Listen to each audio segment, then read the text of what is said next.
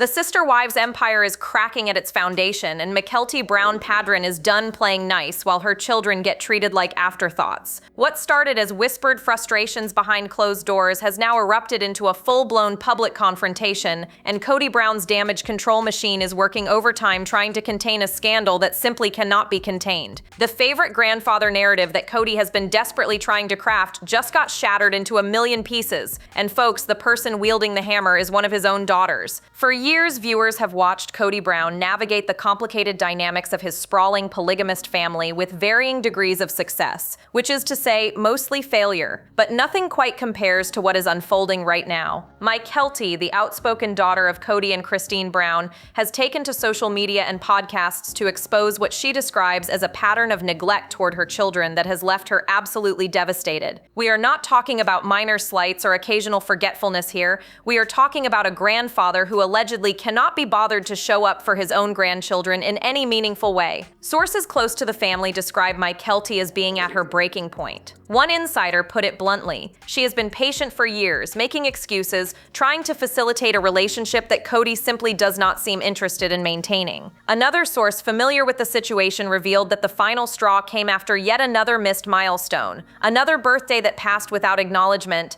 another opportunity for Kody to step up that he apparently could not be bothered to take. The pattern, according to those who know the family well, is undeniable and heartbreaking. Let us be brutally honest here. This is not about one missed phone call or a scheduling conflict. This is about a systematic failure to prioritize grandchildren while simultaneously presenting himself to the world as a devoted family patriarch.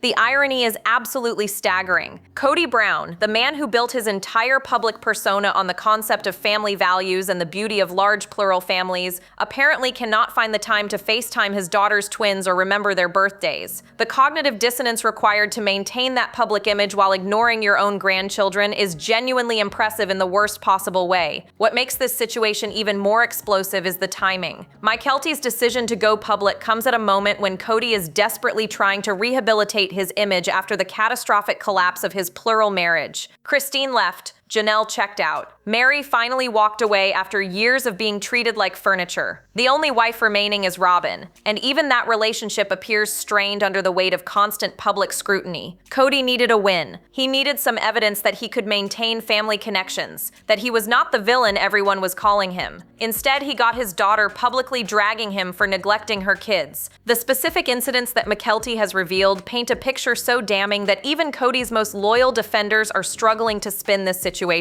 According to Mykelti herself, there have been birthdays that passed without so much as a text message, holidays where her children waited for a grandfather who never showed up, and countless everyday moments where Kody had the opportunity to be present but chose absence instead. These are not vague allegations or secondhand accounts. These are coming directly from a daughter who clearly agonized over the decision to speak publicly. In one particularly devastating revelation, Mykelti described how her twins have started asking questions about why Grandpa Kody does not come around like their other grandparents do. Let that sink in for a moment. Young children are already noticing and internalizing the absence of their grandfather. They are already forming conclusions about their own worth based on his failure to prioritize them. The psychological impact of that kind of early rejection is well documented, and Mykelti is clearly terrified of the long-term damage being inflicted on her babies. Those close to Mykelti describe her as being torn between loyalty to her father and protection of her children. One source described it this way: she bent over backward for years trying to make this work. She scheduled calls at convenient times for Kody. She sent pictures and videos. She did everything a daughter could possibly do to keep that connection alive. But you cannot force someone to care, and eventually she had to stop pretending the relationship was something it was not. Another insider added that Mykelti's husband Tony has been incredibly supportive throughout this process, encouraging her to finally speak her truth rather than continue shielding Kody from the consequences of his own choices. The contrast with Christine's behavior has not gone unnoticed by fans or family observers. Christine, despite the bitter end of her marriage to Kody, has by all accounts remained an engaged and devoted grandmother. She shows up for birthdays. She makes the effort to be present. She demonstrates through actions, not just words, that her grandchildren matter to her. Meanwhile, Kody allegedly struggles to even remember basic details about his grandchildren's lives. The comparison is absolutely brutal for anyone trying to defend Kody's position. Allow me to translate what is really happening here. Mykelti spent years operating under the assumption that if she just tried hard enough, if she just made it easy enough, Kody would eventually step step up and be the grandfather her children deserved. That is what dutiful daughters do. They give the benefit of the doubt, they make excuses, they protect their parents' reputations even when those parents do not deserve protection. But there comes a moment when the pattern becomes so undeniable, so consistently disappointing, that continuing to pretend becomes its own form of harm. Mykelti has reached that moment and she is done pretending. But the public revelations are just the tip of an iceberg that goes much deeper. And the family dynamics that created this situation are even more troubling than fans realize. The roots of this grandparent crisis stretch back long before Mykelti's children were even born, and understanding the history reveals just how predictable this failure actually was. Kody Brown's track record as a father has been documented on television for over a decade. And folks, the warning signs were always there. The favoritism, the emotional unavailability, the tendency to check out when things got difficult. None of what Mykelti is experiencing should come as a surprise to anyone who has been paying attention. Throughout Sister Wives' long run, viewers watched Kody engage with his children in ways that often felt performative rather than genuine. He would show up for the big moments, the ones being filmed, the ones that would make him look good on camera. But the everyday work of parenting, the bedtime stories, the homework help, the showing up consistently even when cameras were not rolling, that fell almost exclusively to the mothers. Sources who have observed the family dynamic over the years describe Kody as a Disneyland dad even before the divorces, someone who wanted the fun parts of fatherhood without the grinding daily commitment that actual parenting requires. One longtime family observer put it this way: he wanted the Kodiak moment, the big dramatic gesture, the hero entrance. He did not want to do the boring stuff, the stuff that actually builds relationships.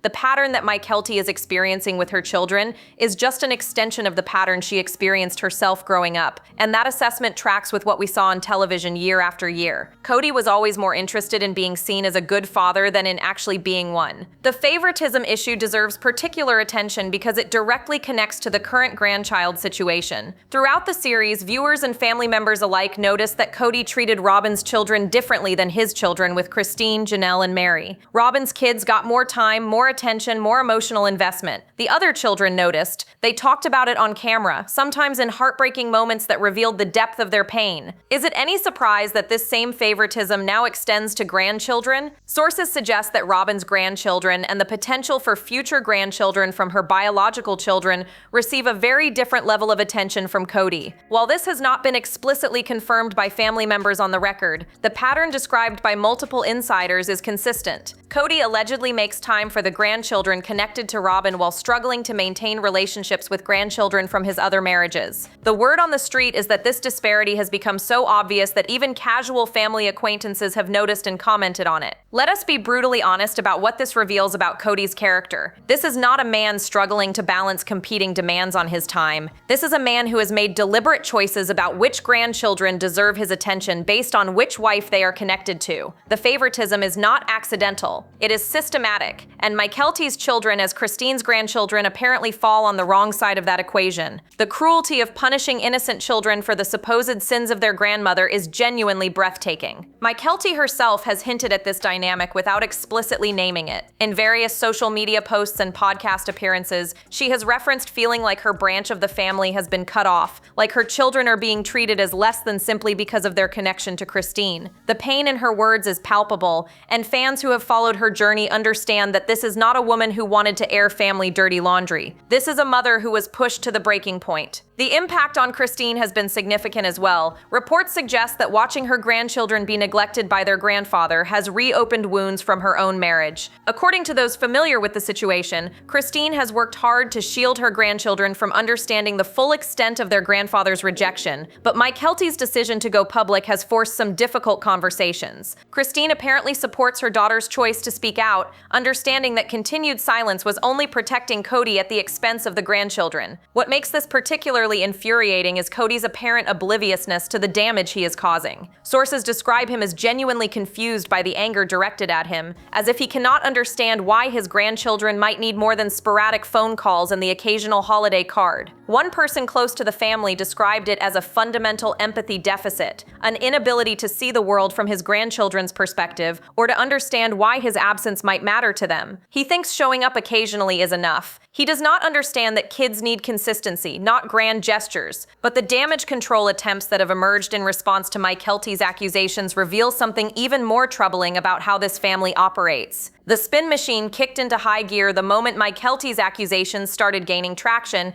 and the damage control playbook being deployed is both predictable and pathetic. Instead of addressing the substance of her concerns, instead of acknowledging any failure whatsoever, the response has been to deflect, minimize, and gaslight. Folks, if you have watched this family for any length of time, you know this routine by heart. It is the same playbook Kody has used for every scandal, every wife who left, every child who distanced themselves. According to sources familiar with the family's internal response, the initial strategy was to characterize Mykelti as being dramatic or exaggerating the situation. One insider revealed that there were attempts to paint her as ungrateful, suggesting that she was not acknowledging the efforts Kody had made. The problem with that narrative, of course, is that Mykelti has receipts. She has documented the missed birthdays, the unanswered messages, the promises that were never kept. You cannot gaslight someone who has been keeping track. The irony is absolutely staggering. Here is a family that made its fortune by putting their lives on television, by inviting the public to watch their relationships unfold, now acting shocked that the public is paying attention when those relationships fall apart. They cannot have it both ways. They cannot monetize family drama for over a decade and then demand privacy when the drama reflects poorly on the patriarch. That is not how this works. One particularly tone-deaf response involved suggesting that Mykelti should be more understanding of how busy Kody is. Let that sink in for a moment. The man has one wife now. One. He is no longer managing a household with 4 wives and 18 children. His day-to-day responsibilities have decreased dramatically, and yet somehow he is too busy to maintain a relationship with his grandchildren? Allow me to translate that excuse. He is not too busy. He simply does not prioritize them. Being busy is a choice about what matters to you, and Kody's choices are speaking volumes. Reports suggest that Robyn has also been deployed as part of the damage control effort, attempting to reach out to Mykelti and smooth things over. The reception to these efforts has allegedly been chilly at best. Mykelti, according to those who know her, is not interested in public relations fixes. She is interested in actual change, in genuine effort, in her children having a grandfather who shows up. Anything less than that is unacceptable to her, and she has made that crystal clear. The broader Brown family has found themselves in an awkward position throughout this controversy. Some siblings have privately expressed support for Mykelti while being careful not to publicly pick sides. Others have remained conspicuously silent, either unwilling to get involved or perhaps under pressure to protect Kody's reputation. The fractures within the family that became visible during the divorce era are only deepening as this grandchild crisis unfolds. One source described it as a family at war with itself, with Mykelti's children caught in the crossfire. What has been notably absent from the damage control effort is any genuine accountability from Kody himself. There has been no public statement acknowledging that he could have done better, no indication that he is willing to put in the work necessary to repair these relationships. Instead, the response has been purely defensive, focused on protecting his image rather than healing his family. This is classic Kody Brown behavior documented over years of television and social media. He is constitutionally incapable of admitting fault, even when the evidence is overwhelming. The public response to this scandal has been overwhelmingly in Mykelti's favor, which has apparently caught the damage control team off guard. They seem to expect that the audience would give Kody the benefit of the doubt, that his status as the family patriarch would shield him from criticism. Instead, fans have rallied around Mykelti and her children, sharing their own stories of parental and grandparental neglect, validating her decision to speak out. The tide of public opinion has turned decisively against Kody, and there is no spinning their way out of this one. Social media has become a battleground where every statement is dissected and every inconsistency is highlighted. Fans have compiled timelines of Kody's public appearances, showing that he had plenty of time for interviews and events, but apparently no time for his grandchildren. They have pulled clips from old episodes showing his pattern of emotional unavailability. They have created side-by-side comparisons of how he treats different grandchildren. The digital receipts are devastating, and they are everywhere. But the damage to Mykelti's children is not just about missed birthdays and ignored phone calls, and what child psychologists are saying about this situation should terrify every parent watching. The psychological impact of grandparent rejection on young children is well documented, and experts Experts weighing in on the Mykelti situation are painting a picture that should absolutely devastate anyone with a functioning conscience. Mykelti's twins are at a critical developmental stage where they are forming their core beliefs about their own worth, about whether they matter,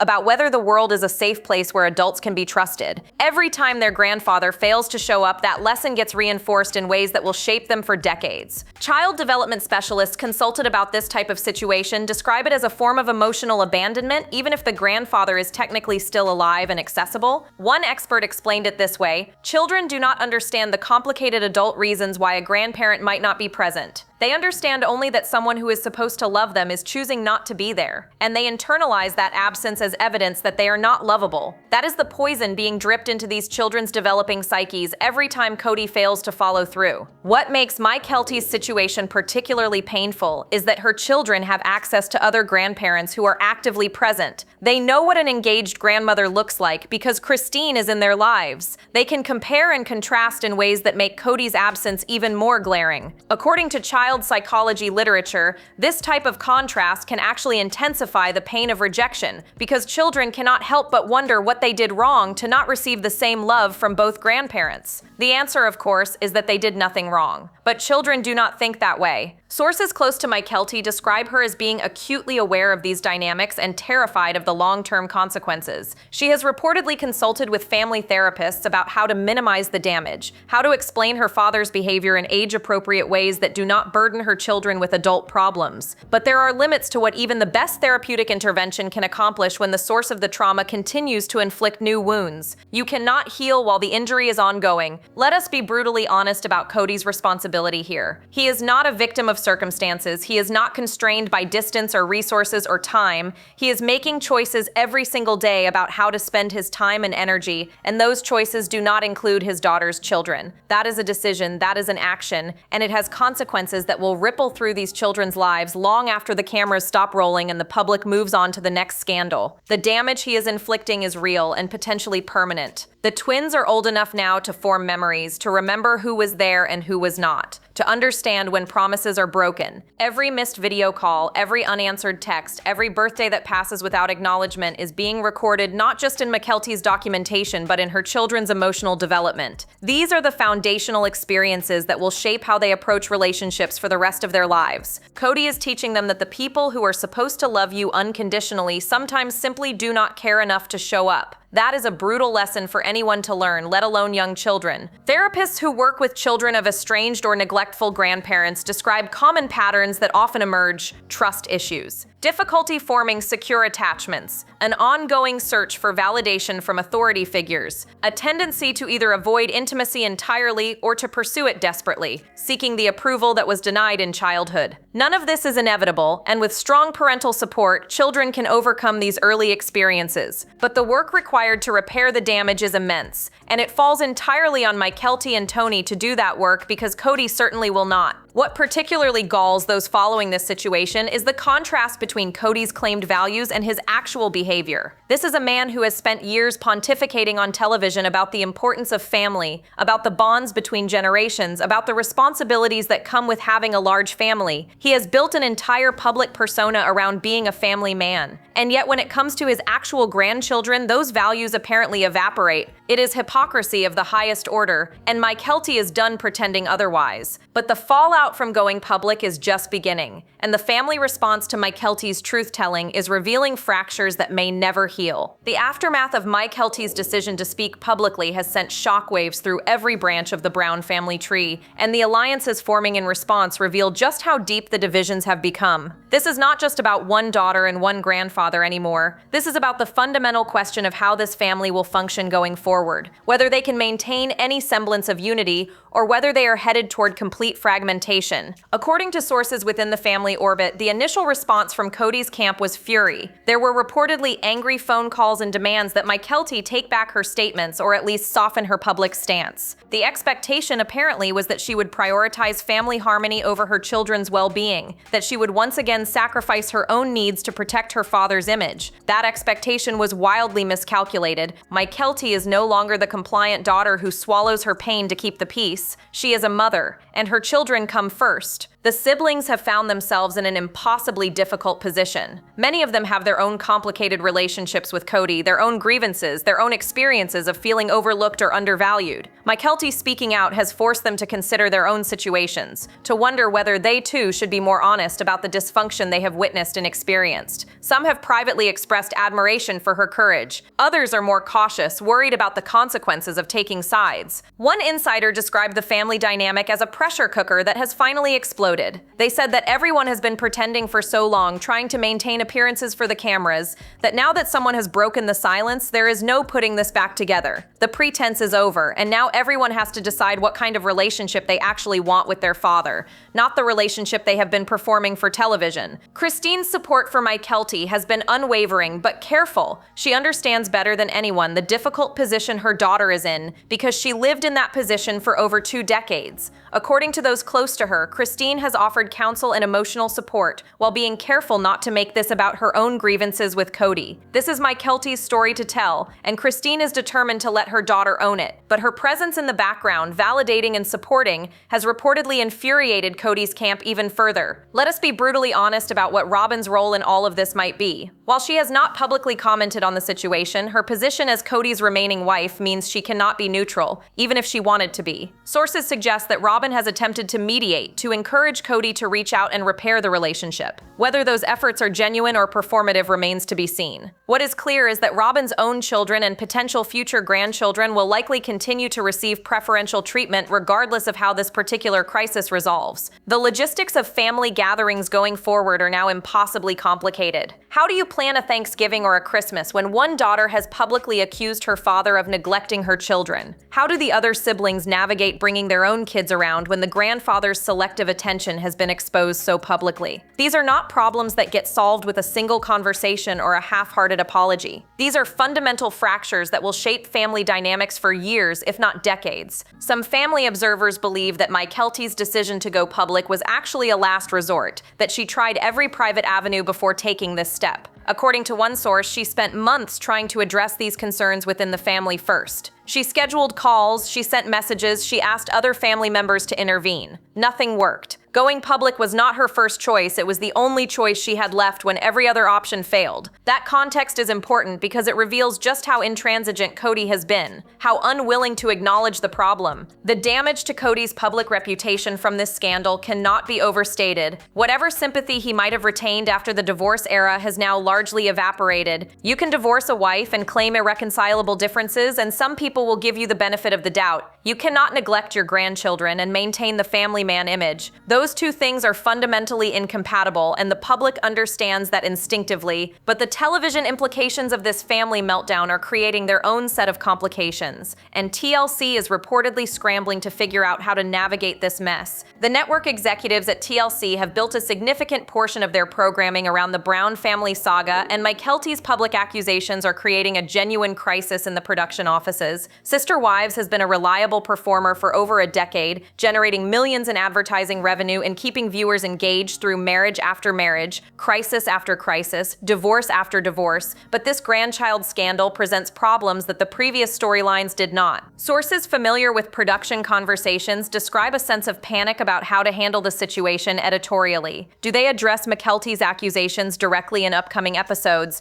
Do they pretend nothing happened and hope the audience forgets? Do they give Kody a platform to defend himself, which risks alienating viewers who have already sided with Mykelti? Every option carries significant risk, and the clock is ticking on decisions that need to be made. One production insider put it bluntly. They said the show was already on thin ice after all the divorces, and that viewers were tired of watching Kody and Robyn while the interesting characters had left. They noted that Mykelti going public makes everything more complicated because she has no obligation to participate in any narrative that protects her father, and without her cooperation, they cannot fully tell this story. That leverage is significant and apparently not lost on anyone involved. The advertising implications are also concerning for the network. Brands that sponsor family-oriented programming do not want their products associated with grandparent neglect and family dysfunction at this level. There is a difference between relatable marital conflict and a grandfather actively rejecting his grandchildren. The sponsors understand that difference even if Kody does not. Reports suggest that some advertisers have already expressed concern about their association with the show going forward. Let us be brutally honest about TLC's complicity in creating this situation. situation, they have spent over a decade presenting Kody Brown as the protagonist of his own story, often softening his worst moments in editing, giving him platforms to explain away behavior that should have been inexcusable. The network profited from the family drama while arguably enabling the dysfunction. Now that the dysfunction has become undeniable in public, they cannot pretend they did not play a role in creating the conditions that allowed it to flourish. The question of future seasons hangs heavily over all of these conversations. Sister wives without the sister wives is already a strange proposition, and sister wives with a daughter publicly accusing the patriarch of neglecting her children is something else entirely. Viewers have made clear through social media and ratings trends that their sympathy lies overwhelmingly with the women and children in this family, not with Kody. Programming a show around someone the audience has turned against is a challenging proposition at best. Mykelti herself has been careful about how she discusses the television side of things. She knows that the show has provided income for the family, that burning bridges with the network could have financial implications for people she cares about. But she has also made clear that her children's well-being is not negotiable, not even for television contracts. One source described her position as prioritizing being a good mother over being a good reality star,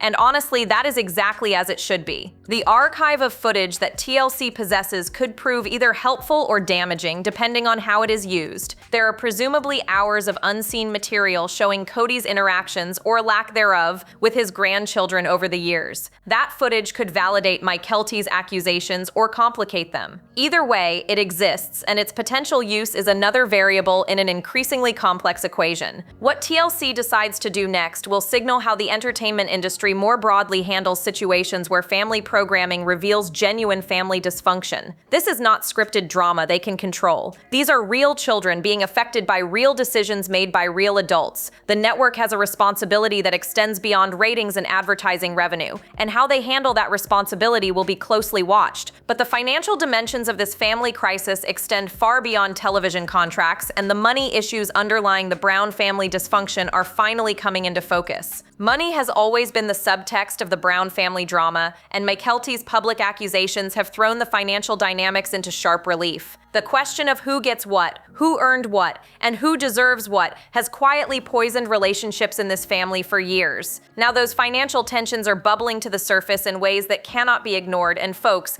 the picture emerging is not flattering to the family patriarch. According to financial analysts who have studied the Brown family's public disclosures, the income from sister wives was substantial but was controlled primarily by Kody. The wives and children reportedly received allowances or portions rather than equal splits, a system that created dependency and resentment in equal measure. When the divorces happened, the financial arrangements became subjects of intense negotiation, and not all of those negotiations concluded amicably. One source familiar with the family's financial history described it as economic manipulation disguised as household management. They explained that Kody controlled the money, which meant Kody controlled everything. When you make people financially dependent on you, you have power over them in ways that go beyond just the relationship. That dynamic apparently extended to how different branches of the family were supported, with predictable favoritism in the allocation of resources. The grandchildren situation cannot be separated from these financial realities. Resources that could go toward building relationships, whether through visits, gifts, or shared experiences, apparently flow more freely in some directions than others. Mykelti has hinted at this without explicitly making it a centerpiece of her accusations, but observers have connected the dots. A grandfather who cannot be bothered to send birthday presents is making a financial choice as well as an emotional one. Let us be brutally honest about what this reveals. Kody Brown has monetized his family for over a decade. He has turned his wives and children into content, harvested their drama and pain for entertainment value, and built a lifestyle on the proceeds. The least he could do, the absolute minimum, would be to share some of those proceeds with the grandchildren who exist in part because of that public exposure. Instead, according to reports, even that basic responsibility is neglected. The real estate transactions that have been publicly documented add another layer to the financial picture. The moves from Utah to Vegas to Flagstaff involved significant expenditures, not all of which benefited all family members equally. Some observers have noted that the family seemed to have money for Robyn's housing needs while other branches struggled. Whether these observations reflect the full truth or partial information is unclear, but the perception has shaped how fans view the family dynamics. Mykelti and Tony have built their own financial life separate from the Brown family enterprises, which gives her a freedom that some of her siblings may not enjoy. She is not dependent on Kody's goodwill or the family's family television contract for her livelihood. That independence is likely a significant factor in her willingness to speak publicly when others might stay silent. You can tell the truth more easily when the person you are telling the truth about cannot hurt you financially. The merchandise, the social media partnerships, the personal appearances, all of these income streams have reportedly been managed in ways that benefit some family members more than others. The children who remained in Kody's good graces allegedly had more access to these opportunities than those who distanced themselves. Whether this constitutes deliberate punishment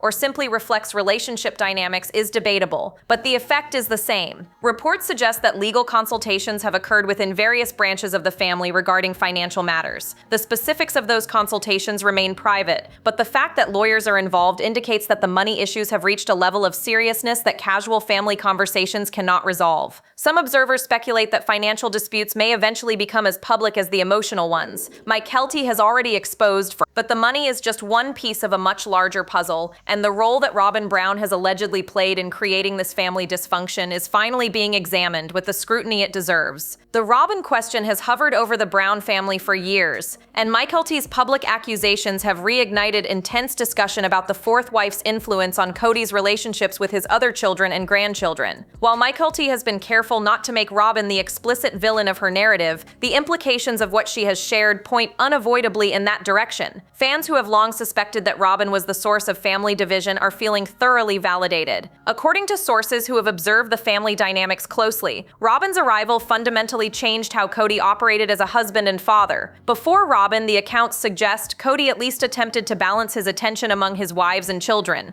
After Robyn, that balance shifted dramatically and never recovered. One insider described it as watching someone fall under a spell, using language that reflects how otherworldly the transformation appeared to those witnessing it. The impact on the grandchildren flows directly from this shift. Robyn's children became the focus of Kody's parenting energy in a way that left the other kids and now their children starved for attention. Sources describe Kody as being fully present for Robyn's kids while treating his other children as obligations to be managed rather than relationships to be nurtured. That pattern has continued into the grandparent era, with Mykelti's children apparently experiencing the same neglect their mother felt growing up. Let us be brutally honest here. Whether Robyn intentionally engineered this outcome or simply benefited from Kody's choices without objecting, the effect has been the same. A family that was supposed to be united by the principles of plural marriage instead became divided by preferential treatment, so obvious that even casual viewers noticed. Robyn became the favorite and everyone else became second class. That is not how healthy family systems work, and the grandchildren are paying the price. The isolation of Kody and Robyn in Flagstaff has only intensified these dynamics. Geographic distance became emotional distance, which became neglect. While other family members scattered across the country, Kody remained rooted with Robyn, apparently content to let the other relationships atrophy. The effort required to maintain long-distance grandparent relationships is real but manageable for people who prioritize those connections. Kody apparently does not. Reports indicate that Robyn has encouraged Kody to reach out to his estranged children and grandchildren, at least publicly. Whether those encouragements are genuine or performative remains a subject of debate. Some sources describe Robyn as genuinely distressed by the family fractures and working behind the scenes to repair them. Others suggest that her public statements of concern are carefully crafted to protect her image while her private behavior tells a different story. The truth likely falls somewhere in between. What cannot be disputed is that Robyn remains while everyone else has left or been pushed away. She is the last wife standing, which means she is also the gatekeeper to Kody's time and attention. If she wanted the grandchildren from other marriages to have access to Kody, she presumably could make that happen. The fact that it is not happening suggests either that she does not want it to happen or that her influence over Kody is more limited than observers assume. Neither interpretation is particularly flattering. Mykelti's decision not to explicitly blame Robyn is strategically interesting. By focusing on Kody's behavior rather than Robyn's alleged influence, she keeps the responsibility where it ultimately belongs, on the grandfather who is choosing not to show up. Kody is a grown man capable of making his own decisions. Blaming Robyn for his failures would actually let him off the hook in some ways. Mykelti seems to understand that and is holding her father accountable for his own choices. The question of whether Robyn's children and eventual grandchildren will continue to receive preferential treatment is one that the family will have to confront eventually. The disparity is too obvious to ignore forever, and the grandchildren who are being neglected will eventually want answers about why they were treated differently than their cousins. Those conversations are coming and they will not be comfortable. But the future of the Brown family depends on choices that have not yet been made and what What comes next will determine whether any of these relationships can be salvaged. The path forward for the Brown family is murky at best, and the choices made in the coming months will determine whether these relationships can recover, or whether the damage becomes permanent. Mykelti has opened a door that cannot be closed, and now everyone involved has to decide how they want to walk through it. The options range from genuine reconciliation to complete estrangement, with a lot of painful territory in between. For Kody, the choice should be obvious, but apparently is not. He could acknowledge that Mykelti's accusations have merit, commit to genuine change, and put in the work necessary to build relationships with his grandchildren. He could show up for birthdays, he could initiate video calls, he could send messages that show he has been paying attention to their lives. These are not complicated asks, they require only effort and consistency, two things that have apparently been in short supply. Sources close to the family are not optimistic about Kody's willingness to do this work. One insider described him as constitutionally incapable of admitting fault, even when admitting fault would solve his problems. Another said that his ego cannot handle being told he failed at something, so he would rather lose the relationship entirely than acknowledge that he could have done better. If these assessments are accurate, the prognosis for reconciliation is grim. Mykelti, for her part, has made clear that she is not interested in performative gestures or hollow apologies. She has set a standard for what a relationship with her children would require, and that standard involves consistent, genuine engagement over time. She is not looking for a single grand gesture that makes for good television. She is looking for a grandfather who actually wants to know her kids. Anything less will not be accepted. Let us be brutally honest about what Mykelti is asking for. She is asking her father to be a grandfather. That is it. She is not demanding money or public apologies or groveling. She is asking him to show up, to pay attention, to treat her children like they matter.